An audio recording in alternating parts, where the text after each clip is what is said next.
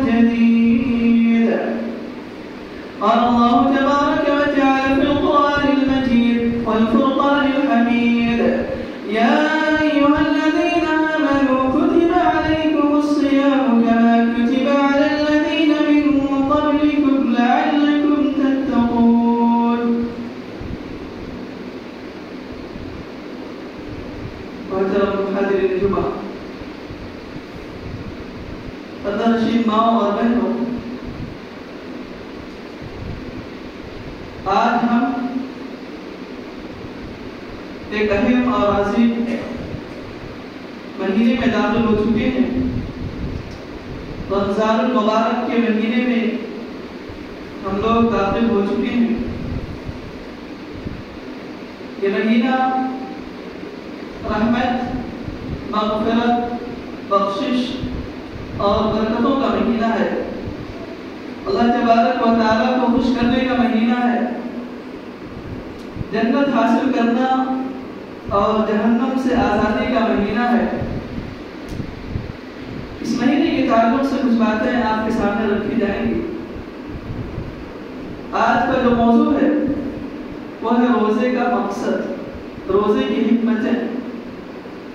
تو آئیے سب سے پہلے ہم یہ جانتے ہیں کہ روزہ کسے کہتے ہیں۔ تو روزہ کہا جاتا ہے رک جانے کو۔ روزہ کے معنی ہوتے ہیں رک جانا، یعنی کھانے پینے اور دن میں جمع کرنے سے رک جانا، اس کا نام روزہ ہے۔ اور شریعت کی اصطلاح میں دیکھا جائے تو کہا جاتا ہے کہ مخصوص شرائط کے ساتھ، مخصوص دن کے اندر اور مخصوص چیزوں سے، یعنی کھانے پینے اور دن میں ہم بستری وغیرہ کرنے سے رک جانے کا نام روزہ ہے۔ اب یہ روزہ فرض کب ہوا تو ہمیں یہ معلوم ہونا چاہیے کہ روزہ سن 2 ہجری کے اندر فرض ہوا تھا۔ اللہ کے رسول صلی اللہ علیہ وسلم جب تک مکہ کے اندر رہے روزہ فرض نہیں ہوا تھا۔ رمضان مبارک کا مہینہ آپ صلی اللہ علیہ وسلم کو نہیں دیا گیا تھا، لیکن آپ صلی اللہ علیہ وسلم جب مکہ سے ہجرت کر کے اپنے دیش اور اپنے ملک کو چھوڑ کر کے مکہ سے مدینہ جاتے ہیں، اور مدینہ پہنچنے کے بعد دوسرے سال میں اللہ تبارک و تعالیٰ نے آپ صلی اللہ علیہ وسلم کو رمضان المبارک جیسا عظیم مہینہ عنایت فرمایا۔ اور ہمارے نبی صلی اللہ علیہ وسلم نے اپنی زندگی میں مکمل 9 برس 9 سال کے روزے رکھے تھے۔ آپ صلی اللہ علیہ وسلم کی زندگی میں 9 سال ایسے آئے جس میں آپ صلی اللہ علیہ وسلم کو رمضان المبارک کا مہینہ حاصل ہوا تھا، یعنی کہ آپ صلی اللہ علیہ وسلم پر رمضان کا مہینہ سن 2 ہجری کے اندر شعبان کے مہینے میں فرض ہوا تھا۔ شعبان کے مہینے میں رمضان کے روزے کو اللہ رب العالمین نے جناب محمد رسول اللہ صلی اللہ علیہ وسلم پر سن 2 ہجری میں فرض کیا، اور آپ صلی اللہ علیہ وسلم کی وفات، آپ صلی اللہ علیہ وسلم کا انتقال سن 11 ہجری کے اندر ربیع الاول کے مہینے میں ہوئی۔ تو آپ اس کو کاؤنٹ کر سکتے ہیں، آپ کو معلوم ہوگا کہ 9 سال یا 9 برس آپ صلی اللہ علیہ وسلم کے زمانے میں، آپ صلی اللہ علیہ وسلم کی زندگی میں آپ کو رمضان مبارک کے مہینے نصیب ہوئے تھے۔ تو اب روزے کی حکمتیں کیا ہے؟ اللہ رب العالمین نے روزے کو کیوں فرض کیا؟ کیا مقصد ہے روزے کو فرض کرنے کا؟ تو ہم یہ بات جانتے ہیں کہ اللہ تبارک و تعالیٰ کے بہت سارے نام ہیں۔ ان ناموں میں سے اللہ رب العالمین کا ایک نام حکیم بھی ہے۔ اللہ رب العالمین حکمت والا ہے، دانائی اور عقل مند ہے۔ اور اللہ تبارک و تعالیٰ نے جتنے بھی احکامات انسانوں پر نازل کیے، جتنے بھی حکم اللہ رب العالمین نے نازل کیے، تمام احکام کے اندر کوئی نہ کوئی حکمت موجود ہوتی ہے۔ یہ اور بات ہے کہ ہم بہت ساری حکمتوں کو سمجھ لیتے ہیں اور بہت ساری حکمتوں کو ہم سمجھ نہیں پاتے، ہماری عمل بات نہیں ہو سکتی، اور بہت ساری حکمتوں کو اللہ تبارک و تعالیٰ نے واضح کر دیا، بیان کر دیا کہ کس چیز کی کیا حکمت ہے، اور بہت ساری حکمتوں کو اللہ تبارک و تعالیٰ نے واضح نہیں کیا۔ اللہ رب العالمین حکم کو نازل کر دیا، لیکن مقصد کو اللہ رب العالمین نے نہیں بتایا، اور کچھ احکام کے مقاصد کو اللہ رب العالمین نے اس کی حکمت کو بتا دیا۔ لیکن جب روزے کو اللہ تبارک و تعالیٰ نے نازل کیا تو روزے کو نازل کرنے کے ساتھ ساتھ اس کی حکمت کو بیان کر دیا، اس کے مقصد کو بتا دیا اللہ رب العالمین نے کہ ہم نے تمہارے اوپر روزے کو فرض کیوں کیا۔ اللہ رب العالمین فرماتا ہے سورہ بقرہ کے اندر آیت نمبر 183 183 نمبر کی آیت ہے، اللہ تبارک و تعالیٰ کہتا ہے یا ایھا الذین آمنوا کتب علیکم الصیام، اے ایمان والو ہم نے تم پر رمضان کے روزے کو فرض قرار دے دیا۔ کما کتب علی الذین من قبلکم، جیسا کہ تم سے پہلے کے لوگوں پر، تم سے پہلے کی امتوں پر رمضان کے روزے فرض قرار دیے گئے تھے، لعلکم تتقون۔ اس کے بعد اللہ رب العالمین نے روزے کا مقصد کو بتایا، روزے کی حکمت کو بتایا کہ ہم نے روزے کو تمہارے اوپر کیوں فرض قرار دیا۔ اللہ رب العالمین کہتا ہے لعلکم تتقون، تاکہ تم پرہیزگار بن جاؤ، متقی بن جاؤ، اللہ رب العالمین سے ڈرنے والے بن جاؤ، اللہ تبارک و تعالیٰ کا خوف اور اس کا ڈر اپنے دل کے اندر پیدا کرو۔ یہ اللہ رب العالمین نے روزے کے مقصد کو بیان کیا، روزے کی حکمت کو بیان کیا کہ ہم نے تمہارے اوپر روزے کو فرض کر کے تمہارے دلوں کے اندر اپنا ڈر اور اپنا خوف پیدا کرنے کے لیے روزے کو فرض کیا ہے۔ اس آیت سے بات واضح ہو جاتی ہے کہ اللہ رب العالمین نے ہمارے اوپر جو روزہ فرض کیا ہے، اس کی حکمت اور اس کا مقصد ہے کہ ہم اللہ رب العالمین سے ڈرنے والے ہو جائیں، اللہ رب العالمین کے سامنے جھکنے والے بن جائیں، اللہ رب العالمین کے لیے متقی بن جائیں اور کسی اور سے ڈرنے والے نہ ہوں۔ یہ مقصد اللہ رب العالمین نے رمضان کے روزے کا بیان کیا۔ اس کے علاوہ اہل علم نے رمضان کے روزے کی یا اور دوسرے روزوں کی بہت ساری حکمتیں بیان کی ہیں، بہت سارے مقاصد بیان کیے ہیں۔ ان میں سے ایک حکمت روزہ رکھنے کا یہ کہ روزہ اللہ رب العالمین کی عطا کردہ نعمتوں کے شکر کا ایک وسیلہ اور ایک ذریعہ ہے۔ یعنی روزہ نام ہے کھانا پینا چھوڑ دینے کا، اور کھانا پینا یہ اللہ رب العالمین کی بہت بڑی نعمت ہے۔ جب انسان کھانا پینا چھوڑ دیتا ہے تو اسے اس نعمت کا احساس ہوتا ہے کہ کھانا اور پانی کتنی بڑی نعمت ہے، تو اس احساس کے ذریعے سے وہ انسان اللہ رب العالمین کا اپنی موجودہ تمام نعمتوں پر شکر کرنے کے لیے مجبور ہو جاتا ہے۔ تو روزہ کے ذریعے سے انسان اللہ رب العالمین نے جو ان نعمتوں سے اسے نوازا، ان نعمتوں کا شکر کرنے پر ایک انسان اللہ رب العالمین کے سامنے مجبور ہوتا ہے۔ اور اسی طریقے سے دوسری حکمت ہے کہ روزے سے شہوات پر انسان قابو پاتا ہے، انسان اپنے خواہشات پر کنٹرول پاتا ہے روزے کی وجہ سے۔ کہ جب انسان سیر ہوتا ہے، اس کا پیٹ بھرا ہوتا ہے تو اسے شہوت کی تمنا ہوتی ہے، لیکن جب انسان بھوکا ہوتا ہے، انسان جب پیاسا ہوتا ہے تو اسے شہوت کی تمنا نہیں ہوتی۔ اسی وجہ سے اللہ کے رسول صلی اللہ علیہ وسلم نے نوجوانوں کو مخاطب کرتے ہوئے فرمایا تھا، یا معاشر الشباب، اے نوجوانوں کی جماعت، من استطاع منکم الباءۃ فلیتزوج، تم میں سے جو شخص شادی کرنے کی طاقت رکھتا ہو، نکاح کرنے کی طاقت رکھتا ہو، شادی کر لے، فإنہ اغض للبصر، اس لیے کہ نکاح کرنے کی وجہ سے، شادی کرنے کی وجہ سے نگاہوں کی حفاظت ہوتی ہے، وأحسن للفرج، اور شرم گاہ کی حفاظت ہوتی ہے، ومن لم يستطع فعليه بالصوم، اور جو نکاح کرنے کی، شادی کرنے کی طاقت نہ رکھتا ہو، اس کے لیے اللہ کے رسول صلی اللہ علیہ وسلم نے فرمایا کہ تم روزے رکھو، فإنه له وجاء، کیونکہ روزہ تمہارے لیے ڈھال ہے۔ تم روزہ رکھو گے تو شہوات پر تمہارے کنٹرول ہوگا، تم غلط کام کرنے سے بچ جاؤ گے۔ تو روزہ تمہارے انسان کی شہوات پر قابو پانے کا یا کنٹرول کرنے کا ایک ذریعہ ہے۔ اور اسی طریقے سے روزہ سے حرام چیزوں سے آدمی بچ جاتا ہے۔ آپ خود غور کریں کہ انسان جب اللہ رب العالمین کو خوش کرنے کے لیے، اللہ تبارک و تعالیٰ کو راضی کرنے کے لیے حلال کی ہوئی چیزوں کو چھوڑ دیتا ہے، کچھ وقت کے لیے انسان اپنی حلال چیزوں کو جو اس کے لیے حلال ہے لیکن کھانا پینا چھوڑ دیتا ہے، صرف اور صرف اللہ رب العالمین کو راضی کرنے کے لیے۔ آپ خود غور کریں، ہمارے اور آپ کے گھروں میں بہت ساری نعمتیں موجود ہیں، کھانے پینے کی بہت ساری چیزیں موجود ہوتی ہیں، لیکن اللہ رب العالمین نے کہا کہ دن کے اندر تم کھانا پانی نہیں کر سکتے، کھانا پینا نہیں ہو سکتا تمہارے لیے، تو حلال چیزوں پہ ہم نے کھانا پینا چھوڑ دیا۔ اسی طریقے سے جب انسان حلال چیزوں کو کھانا پینا چھوڑ سکتا ہے تو حرام چیزوں سے بھی بچ سکتا ہے، حرام کام کرنے سے بچ سکتا ہے، تو روزہ انسان کو حرام چیزوں سے بچانے کا ایک ذریعہ ہے۔ اور اسی طریقے سے روزہ انسان کو اس ایمان اور یقین پر تیار کرتا ہے کہ اللہ رب العالمین ہر وقت اس کی نگرانی کر رہا ہے، ہر لمحہ رب العالمین انسان کو دیکھ رہا ہے۔ یہی وجہ ہے کہ انسان طاقت اور قدرت کے باوجود بھی حلال کی چیزوں کو نہیں کھاتا۔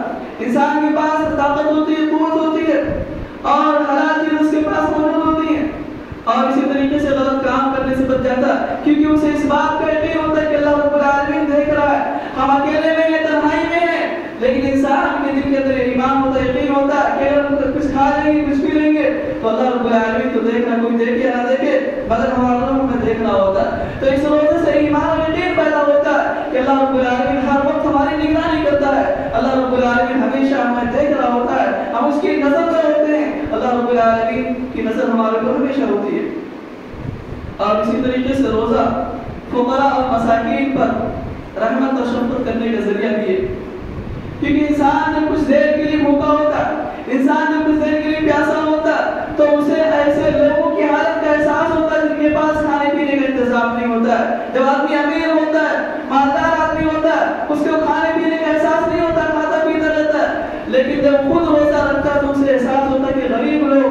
पास खाने पीने का इंतजाम नहीं होता, वो कैसे अपनी जिंदगी गुजार रहे होते हैं। तो ऐसा शख्स गरीबों की मदद करता है, गरीबों को रहमत और शफकत करता है और उनकी हिम्मत और अफजाई करता है।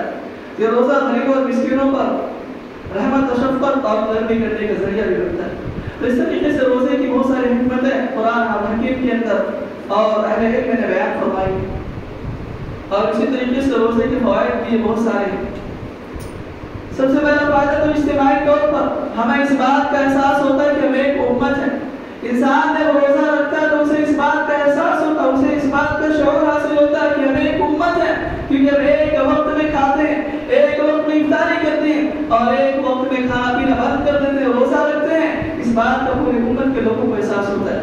और इसी तरीके से मौजूदा साइंस की तहकीक भी है। मौजूदा साइंस ये कहती है कि साल में इंसानी जिंदगी पर कुछ ऐसे औकात होने चाहिए कि इंसान का मैदा फारिग रहे, इंसान के मैदे को कुछ वक्त रेस्ट देना चाहिए, कुछ वक्त आराम देना चाहिए, क्योंकि मुसलसल खाने पीने की वजह से लगातार जब इंसान खाता पीता रहता है तो उसके जिस्म के अंदर रतूबतें पैदा हो जाती हैं और ये रतूबतें जहर की सूरत इख्तियार कर लेती हैं। लेकिन जब इंसान खाना पीना छोड़ देता है तो रतूबतें उसके अंदर पैदा नहीं होती हैं और इसी तरीके से मुहल्लिक अमराज या खतरनाक जो बीमारियां उसके दिल के अंदर होती हैं और तमाम की तमाम बीमारियां भी खत्म हो जाती हैं। और रोजा रखने की वजह से इंसान का जो निज़ाम है, खाना को ग़िज़ा को हजम करने का जो सिस्टम अल्लाह रब्बुल आलमीन ने बनाया है, रोजा रखने की वजह से वो सिस्टम बहुत ही मजबूत हो जाता है, कुव्वत और ताकतवर हो जाता है। और इसी तरीके से बहुत सारे साइंसदान ये भी कहते हैं कि जो लोग शुगर के मरीज हो, मैदे के मरीज हो, दिल के मरीज हो, ऐसे लोगों को रोजा रखना चाहिए, क्योंकि ऐसे लोगों के लिए रोजा रखना बहुत ही फायदेमंद है। तो इस तरीके से रोजे के बहुत सारे फवायद हमें मालूम होते हैं कि अगर इंसान एक रोजा रखता है, अल्लाह रब्बुल आलमीन ने जो उस पर एक महीना रमजान के रोजे को फर्ज करार दिया, अगर उस महीने का एहतराम करते हुए उसके रोजे को रखे तो इंसान को खुद उसके बहुत सारे फवायद हासिल होते हैं।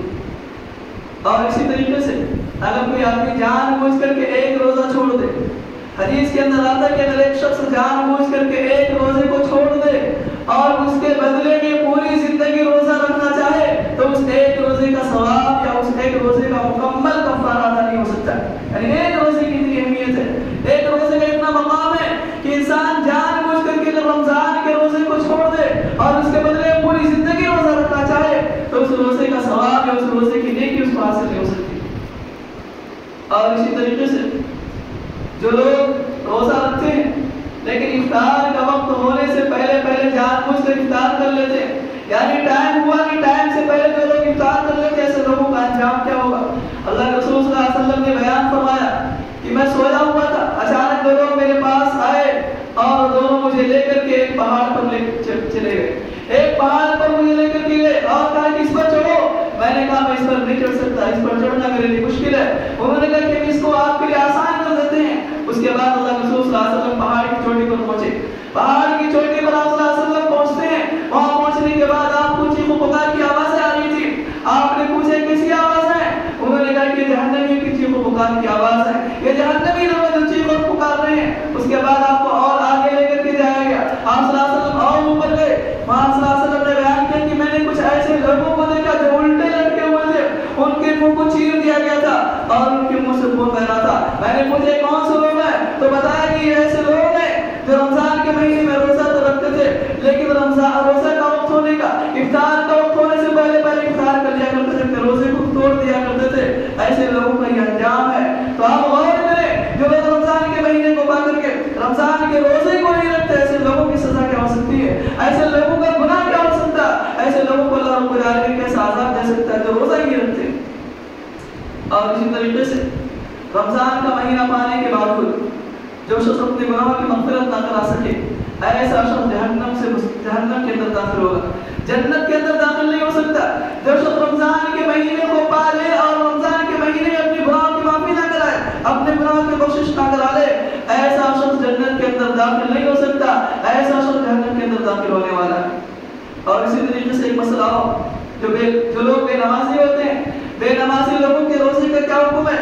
तो हमें ये बात मालूम होनी चाहिए कि बेनमाजी लोगों का रोजा सही नहीं है, क्योंकि शरीयत से बात साबित है कि जानबूझकर जो लोग जानबूझकर और हमेशा नमाज छोड़ने वाले होते हैं, ऐसे लोगों को अल्लाह के रसूल सल्लल्लाहु अलैहि वसल्लम ने या हमारी शरीयत ने काफिर करार दे दिया।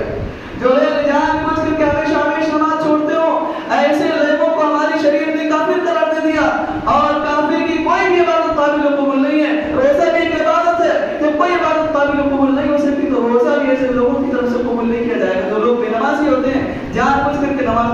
والے ہوتے ہیں.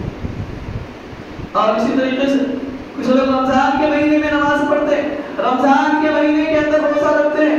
ایسے لوگوں کو بھی جان لینا چاہیے سعودی کی فتویٰ کمیٹی کا یہ فتویٰ ہے کہ جو لوگ صرف رمضان کے مہینے کے اندر روزہ رکھتے ہیں یا رمضان کے مہینے کے اندر نماز پڑھتے ہیں, ایسے لوگ اللہ رب العالمین کو دھوکہ دینا چاہتے ہیں.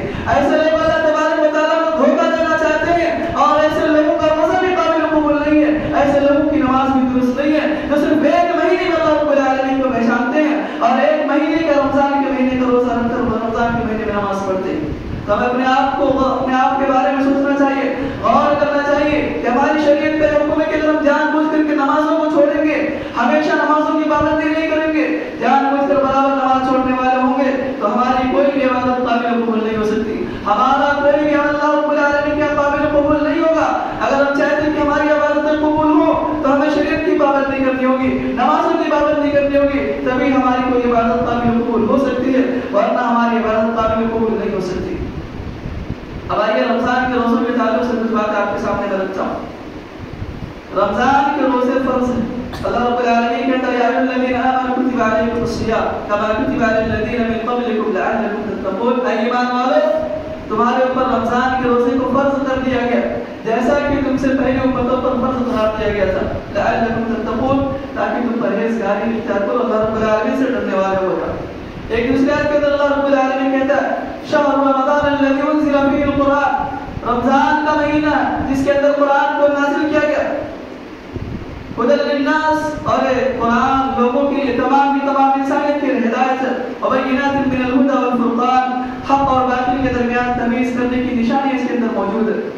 فمن شہد منکم الشہر فلیصم, تو جو شخص رمضان کے مہینے کو پائے اسے چاہیے کہ اس کے روزے کو رکھے. ان دونوں آیات سے اور بہت ساری احادیث سے بات واضح ہو جاتی ہے کہ رمضان مبارک کے روزے کو اللہ رب العالمین نے صحت مند لوگوں پر, طاقتور لوگوں پر, جو عاقل ہو, بالغ ہو, سمجھداری جن کے پاس ہو, ایسے لوگوں پر اللہ رب العالمین نے رمضان کے روزے کو فرض قرار دیا.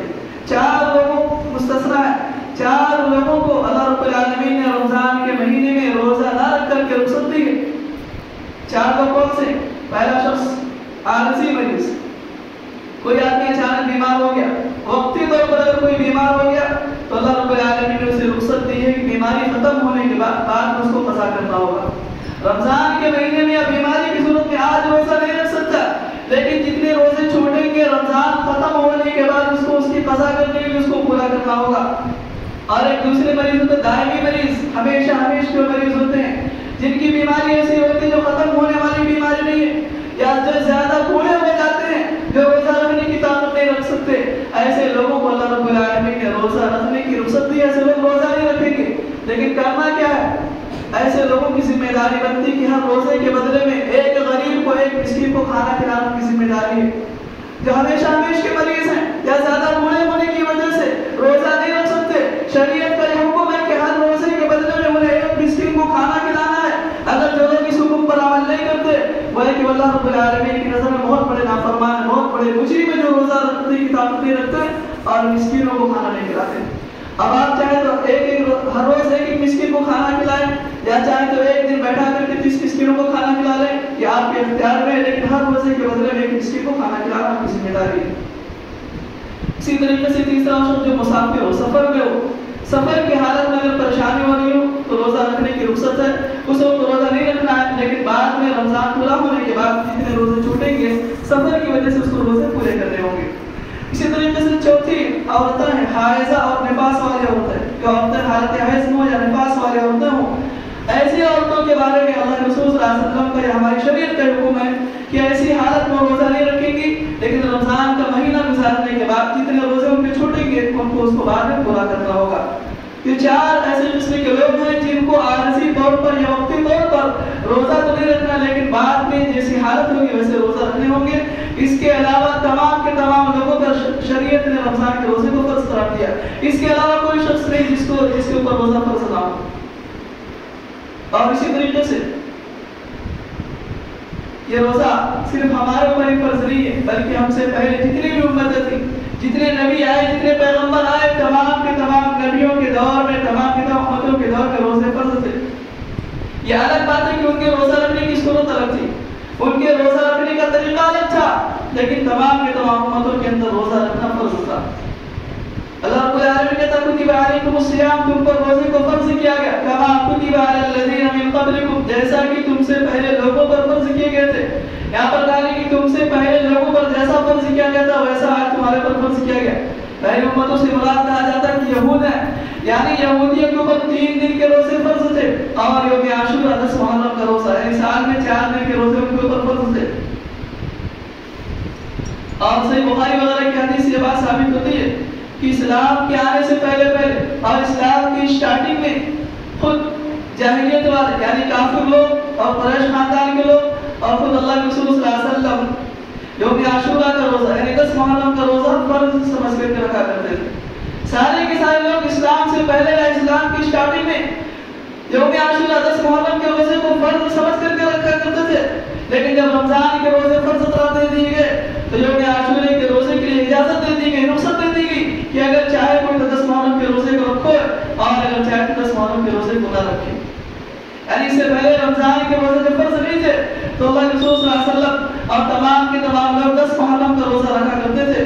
لیکن جب رمضان کے روزے کو اللہ رب العالمین نے فرض قرار دے دیا تو 10 محرم کے روزے کو رخصت دے دی گئی, جو چاہے اختیار دے دیا گیا, جو چاہے رکھے اور جو چاہے نہ رکھے. بہت ساری حدیثیں اس تعلق سے موجود ہیں. عائشہ رضی اللہ عنہا بیان کرتی ہیں کہ کان عاشورہ یصام قبل رمضان کہ رمضان سے پہلے عاشورہ کا روزہ رکھا جاتا تھا. فلما نزل رمضان قال من شاء صام ومن شاء افطر. لیکن جب رمضان کے روزے فرض قرار دے دیے گئے تو اللہ رب العالمین نے اجازت دے دی, رخصت دے دی کہ جو چاہے 10 محرم کے روزے کو رکھے اور جو چاہے اس کے روزے کو نہ رکھے. تو یہ بات واضح ہوتی ہے کہ اسلام سے پہلے بھی اور اسلام آنے کے بعد بھی تمام کے تمام امتوں پر اللہ رب العالمین نے روزے کو فرض قرار دیا تھا, لیکن اس کی صورت الگ تھی. اب آئیے ہم یہ بھی دیکھ لیتے ہیں آخری بات کی شروع اسلام میں روزہ رکھنے کی کیا صورت تھی. جب اسٹارٹنگ میں اسلام کے اندر یا ہمارے نبی صلی اللہ علیہ وسلم پر روزہ فرض قرار دیا گیا تو اس کی صورت کیا تھی, کس شکل میں روزہ صحابہ کرام رکھا کرتے تھے. تو اس کی صورت یہ تھی کہ جب کوئی عشاء کی نماز ادا کر لیتا تھا یعنی عشاء کی نماز پڑھ لیتا تھا, عشاء کی نماز پڑھنے کے ساتھ ساتھ سو جاتا تھا تو اس وقت اس کے بعد ہی اس پر کھانا پینا اور عورتوں سے جمع کرنا منع ہو جاتا تھا, حرام ہو جاتا تھا. یعنی عشاء کی نماز پڑھتے ہی جیسے انسان سونے کے لیے تیار ہو جاتا بستر پر چلا آتا, اس کے بعد کھانے کی اجازت نہیں تھی, اسے پانی پینے کی اجازت نہیں تھی, اپنی بیوی سے ملاقات کرنے کی, اسے مباشرت کرنے کی اجازت نہیں تھی. عبداللہ بن عمر کہتے ہیں اذا صلى احدهم العتمة ونام حرم عليه الطعام والشراب والنساء. جب کوئی شخص عشاء کی نماز کو ادا کر لیتا اور سو جاتا تو اس پر کھانا پینا اور عورتیں حرام ہو جایا کرتی تھی. یعنی عشاء کے وقت سے صحابہ کرام پر شروع اسلام میں روزہ رکھنا شروع ہو جاتا تھا, لیکن یہ کیفیت بہت ہی مشکل تھی, بہت ہی مشکل تھی ایسی صورت میں روزہ رکھنا.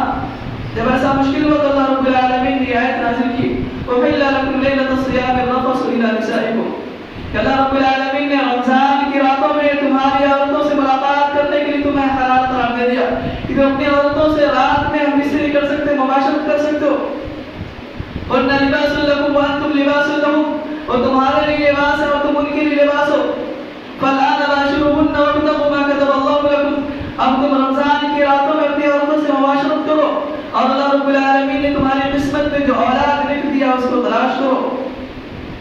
فَتَابَ عَلَيْكُمْ اور علم اللہ انکم کنتم تختارون انفسکم اللہ رب العالمین نے جان لیا کہ تم رات میں خیانت کرتے ہو.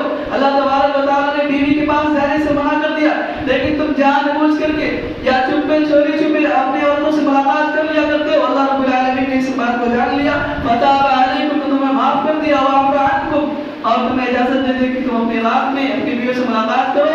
وکلوا واشربوا حتى يتبين لكم الخيط الابيض اور پھر صبح صادق تک یعنی صبح فجر کی نماز تک اللہ رب العالمین نے کھانے پینے کی اجازت دے دی.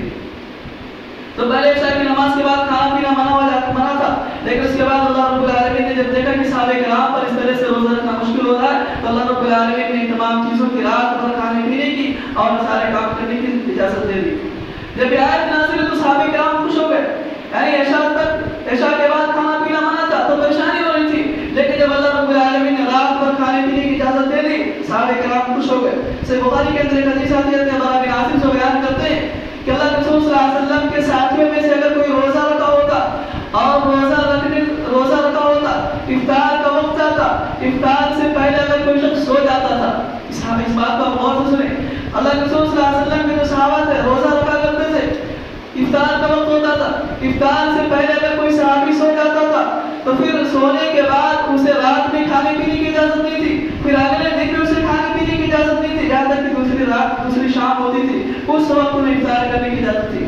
یعنی اگر افطاری سے پہلے صحابہ کرام سو جایا کرتے تھے تو پھر ان کو روزہ توڑنے کی یا روزہ کھولنے کی اجازت نہیں, تو روزہ نہیں کھول سکتے تھے, رات میں بھی کھانے کی اجازت نہیں تھی, پھر اگلے دن بھی پورا روزہ رکھنا پڑتا تھا, کھانے پینے کی اجازت نہیں تھی, شام ہونے کے بعد دوسرے دن افطاری کو تمہیں افطار کرنے کی اجازت تھی. پھر ایسا ہوتا کہ قیس بن سرمہ ایک صحابی اپنی بیوی کے پاس آئے, افطار کا وقت ہو رہا تھا اور انہوں نے پوچھا اپنی بیوی سے کہ کیا کچھ کھانے پینے کے لیے ہے. انہوں نے کہا کہ کھانے پینے کے لیے کچھ ہے نہیں, میں تلاش کر کے لاتی ہوں. وہ تلاش کرنے جاتی ہے, کسی سے مانگنے کے لیے جاتی ہے.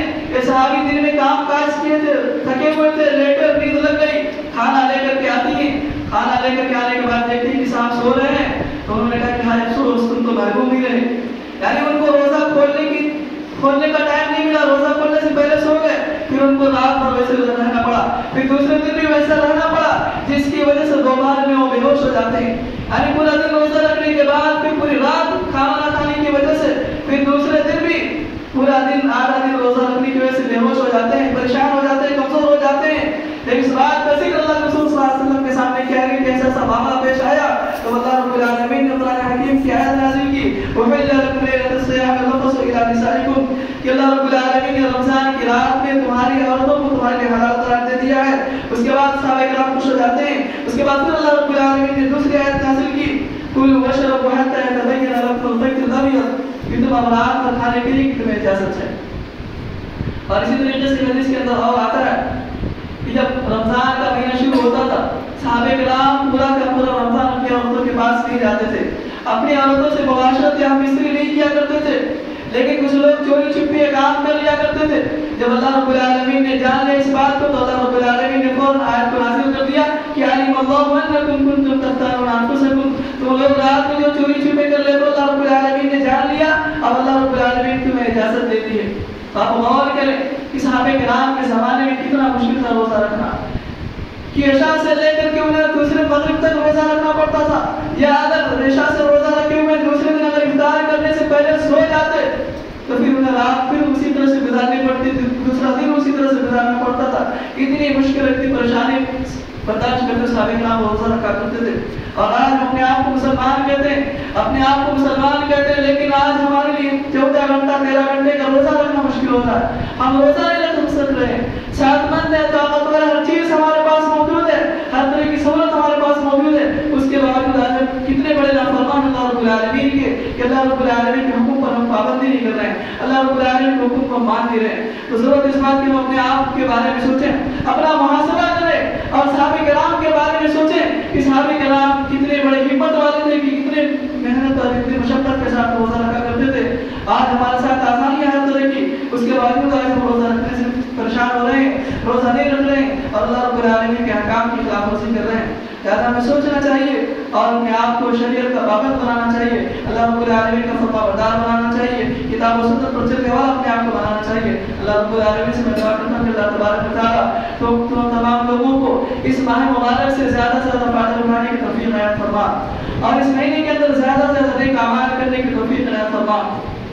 اللہ اس مہینے کے اندر جو بھی نیک اعمال کریں تو اس کو ہماری طرف سے قبول فرما لے اور ہمیں جہنم سے آزادی عطا فرما اور ہم تمام لوگوں کو جنت کے اندر داخل فرما دے. آمین. بارک اللہ لنا ولکم فی القرآن العظیم ونفعنی وإیاکم بالآیات والذکر الحکیم. انہ تعالی جواد کریم ملک بر رؤوف